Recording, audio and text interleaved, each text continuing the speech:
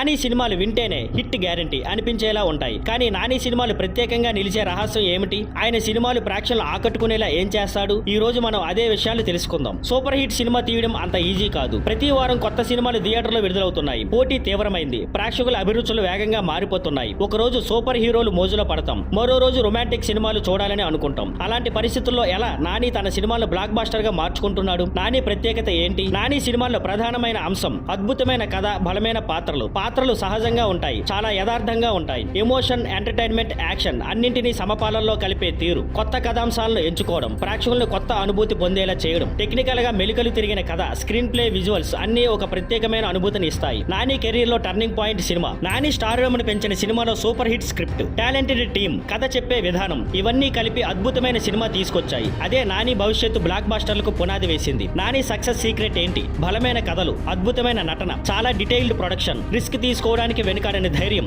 మీకు నాని సినిమా అంటే ఏమి ఇష్టం? మీకు నాని సినిమాలో ఏది ఫేవరెట్? ఎందుకు? కామెంట్ లో చెప్పండి. ఇలాంటివి మరెన్నో తెలుసుకోవాలంటే సబ్స్క్రైబ్ చేయండి. Thank you for watching. Please like, share and subscribe.